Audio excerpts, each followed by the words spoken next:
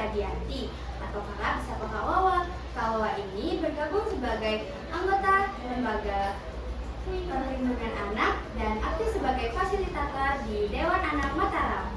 Langsung aja kita sapa. Halo Kak Wawa. Alhamdulillah baik. Teman-teman gimana? Alhamdulillah. Lucu sekali. Ini kayak ngeliat diri saya 3 tahun yang lalu deh. Gimana itu? Kita akan ngobrolin apa nih? Ngobrolin apa? Jadi hari ini tuh kita bakalan ngomongin tentang kesetaraan gender. Nah, sebelum itu, makasih ya Kak Wawa sudah menyempatkan hadir di podcast. Sobat Asda di rumah pasti seneng nih karena narasumbernya cantik kayak Kak Wawa. Terima kasih. Malah saya bilang terima kasih karena SMP 8 itu keren banget ada podcast kayak gini. Kalau di SMP dulu nggak ada loh. Keren. Oh iya Kak Wawa, kita mulai dari yang ringan-ringan dulu ya. Kesetaraan gender itu apa sih? Oke, kesetaraan gender. Mungkin kalau kita ngobrolin kesetaraan gender itu kayak isu yang udah lama nggak sih? Mungkin dari teman-teman baru masuk SMP udah dengar tentang isu kesetaraan gender, atau mungkin dari ibu guru deh dulu waktu SMP udah dengar ada kesetaraan gender. Tapi kenapa ya kita tetap ada isu ini sampai saat ini? Karena isu kesetaraan gender ini nggak hanya cukup tentang kita memandang perempuan dan laki-laki itu sama. Jadi kesetaraan gender itu bukan satu sama dengan satu, atau A sama dengan B, atau laki-laki sama dengan perempuan. Jadi pandangannya itu lebih ke equal. Equal itu artinya seperti kita itu seimbang. Kita itu tidak sama, tapi persis gitu. Tapi dalam hal ini kayak laki-laki tidak sama dengan perempuan karena kodratnya itu tetap ada yang beda. Nah, kodrat kalau kita lihat dari kodrat laki-laki itu ada hal yang seperti ininya, dan perempuan itu ada yang beda yang hanya bisa dilakukan oleh perempuan atau laki-laki sendiri. Misal aku kan jadi cewek, kita punya rahim, kita itu bisa melahirkan, kita mengandung, dan kita mengasihi, dan hal-hal itu memang ada batasannya, tidak bisa dilakukan oleh laki-laki. Jadi di dalam hal ini kesetaraan gender itu bukan tentang laki-laki itu sama dengan perempuan, tapi ada keseimbangan di sana, keseimbangan dengan haknya, keseimbangan dengan untuk bersuaranya, tentang perannya di lingkungan publik dan sebagainya. Seperti itu. Dan kenapa nih Kak, kesetaraan gender itu sangat penting apalagi untuk kalangan pelajar seperti kita? Nah, itu dia. Hari ini saya takut banget sama teman-teman karena melihat teman-teman udah aware sama kesetaraan gender, terutama untuk anak-anak kelas 7 yang baru selesai dari SD gitu ya. Nah, hal ini yang dulu kalau bisa dilihat dari saat saya SMP itu belum ada tuh isu yang lebih memperhatikan ke isu kesetaraan gender, palingan tentang pernikahan usia anak aja yang kita bahas kan. Nah, kenapa menurut saya ini penting saat ini? Karena di usia teman-teman saat ini adalah pembentukan pola pikir kita. Jadi kalau kita tahu nih kalau dari sekarang ada batasan-batasan, ada hak-hak yang setara antara perempuan dan laki-laki. Jadi kita di saat dewasa nanti bisa lebih tahu bagaimana cara kita memandang lawan jenis kita dan juga menyetarakan antara kita dengan orang lain. Jadi menurutku itu penting banget kalau pelajar bisa tahu dari sekarang. Karena itu bisa jadi bekal teman-teman nanti, terutama adik-adik yang hari ini jadi podcasterku. Keren banget, dari jadi S98 keren sih. Saya podcast saya ini.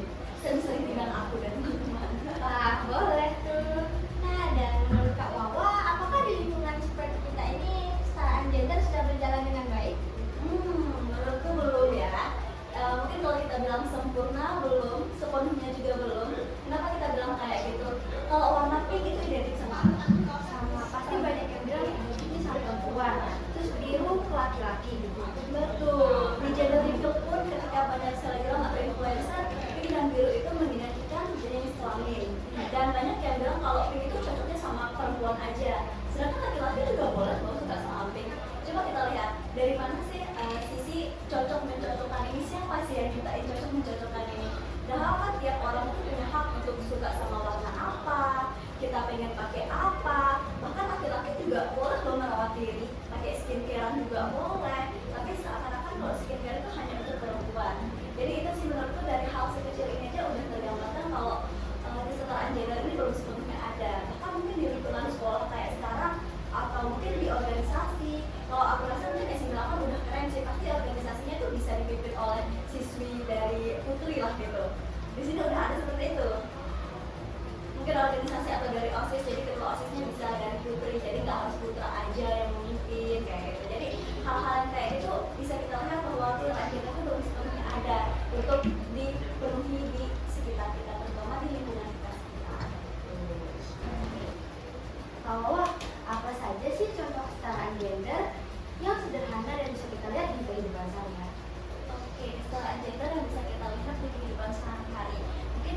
misalkan di lingkungan sekolah ya, mungkin kita bisa lihat kayak di sini ada OSIS.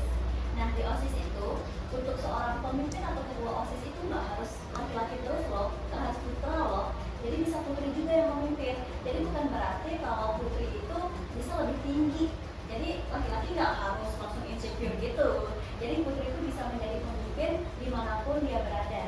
Nah selain itu ketika kita misal teman kita lagi menstruasi, apalagi menstruasinya di sekolah.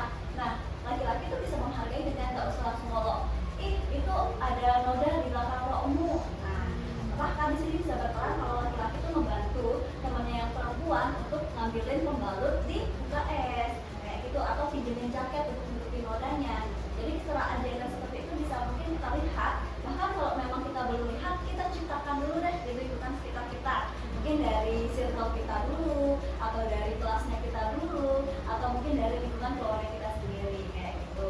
Dan kalau di keluarga mungkin kita bisa lihat kayak pembagian dari kerja-kerjanya itu, misal saya yang dari perempuan banyak nih disuruh-suruh nyuci baju sama mama, nyuci piring sama mama, padahal kakak atau adik saya yang laki-laki tiduran terus. Nah mungkin di situ teman-teman sebagai perempuan bisa bersuara juga di situ.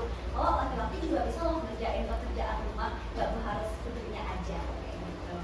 Wah kebetulan nih kak, ketua OSIS di SMP 8 Mataram itu perempuan, wakilnya juga perempuan. Keren, itu keren dong. Dan tandanya udah nggak ada yang gimana kan kalau wakilnya atau ketuanya perempuan, bahkan mungkin OSIS SMP 8 makin bagus. Iya. Nah, Kak Wawa, masih banyak banget ya orang yang salah tentang kesetaraan gender. Menurut Kak Wawa, apa aja sih hal yang paling sering terjadi? Oke, kesalahpahaman tentang kesetaraan gender. Mungkin bisa kita lihat kayak banyak orang yang masih berpikir kalau kesetaraan gender itu kalau perempuan tuh pengen lebih unggul dari laki-laki. Padahal bukan kayak gitu konsepnya. Jadi menyetarakan itu salah, tapi kesetaraan gender itu adalah menyeimbangkan. Menyeimbangkan apa sih antara hak antara perempuan dan laki-laki gitu. Jadi nggak harus sama persis, tapi kita itu punya nilai-nilai yang sama, nilai dalam berbicara, bersuara, menyampaikan pendapat, bahkan untuk memimpin pun perempuan juga bisa kayak gitu. Jadi yang banyak hal yang terjadi kesalahpahaman, yang menjadi masalah adalah kesalahpahaman itu sendiri. Jadi perempuan bukan mau lebih unggul dari laki-laki, tapi kita berjuang untuk hak-hak kita supaya lebih bisa diperhatikan bahkan oleh laki-laki sekalipun. Nah, menurut Kak Wawa, apa aja sih dampak dari kesalahpahaman kesetaraan gender ini? Oke, kalau kita bicara tentang dampak dari kesalahpahaman, mungkin yang bisa kita lihat kalau kesetaraan gender ini banyak ada penolakannya sejak awal. Nah, karena itu muncullah nih orang-orang yang defensif. Defensif itu artinya kayak orang-orang yang merasa dirinya diserang, padahal enggak. Karena merasa dirinya diserang, akhirnya banyak hal-hal yang lain timbul, seperti kesetaraan gender ini bukan menjadi isu yang penting untuk dibicarakan gitu kan. Terus hal-hal yang lain seperti, padahal kalau kita lihat kesetaraan gender ini bisa dilakukan dengan baik, itu bukan hanya menguntungkan perempuan saja. Jadi ada timbul dampak-dampak baiknya, seperti laki-laki juga merasakan ruang yang adil, ruang yang nyaman, bahkan ruang yang bisa dijadikan contoh untuk masa depan dari generasi selanjutnya gitu. Jadi untuk dampak kesalahpahaman itu banyak banget. Salah satunya adalah isu ini tidak akan selalu diperjuangkan, bahkan karena ada penolakan di awal, jadi banyak diremehkan. Bahkan untuk ruang perempuan berbicara itu dianggap sebagai pemberontakan. Jadi gitu Sobat Asta, jangan takut buat mengeluarkan pendapat kalian meski kadang itu ditolak. Terakhir nih Kak Wawa, Gimana? Kak Wawa, cara kita sebagai remaja bisa memahami dan menerapkan kesetaraan gender itu gimana sih? Oke, cara kita sebagai remaja atau pelajar memahami kesetaraan gender, pertama mungkin izin nih, aku pengen promosi tentang organisasi tuh.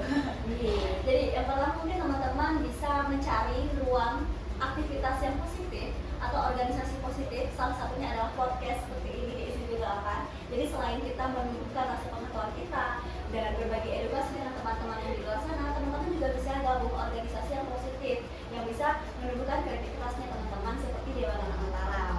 Nah, yang pengen kepo Dewan Anak Mataram bisa cek di Instagramnya Dewan Anak Mataram. Nah, Sobat Asta, jangan lupa cek ya. Terima kasih loh promosinya.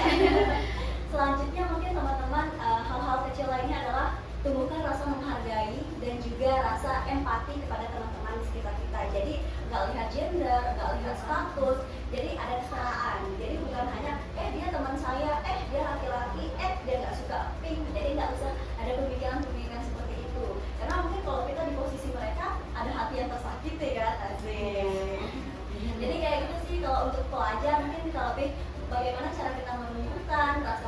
dan rasa ingin tahu yang lebih tinggi. Jadi kita itu nggak ngikutin bagaimana pengetahuan yang saat ini, atau mungkin banyak orang yang menolak kesetaraan gender, tapi di sini mungkin kalau kita lihat di sekitar kita belum ada kesetaraan gender itu sendiri. Yang kayak tadi, kita menciptakan ruang yang aman dan adil di sekitar kita, mungkin dari lingkungan terkecil, dari circle kita sendiri. Nah, Kak, jadi kita mau coba sedikit permainan nih. Apa tuh? Jadi permainan kita tuh kita berdua sebutin beberapa kegiatan. Nah nanti kalau bilang itu bisa dilakuin semua gender atau enggak ya?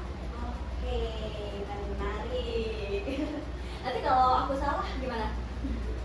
Gak apa-apa. Nggak apa-apa. Langsung aja ya kak. Perempuan jadi ketua kelas. Boleh. Perempuan main sepak bola.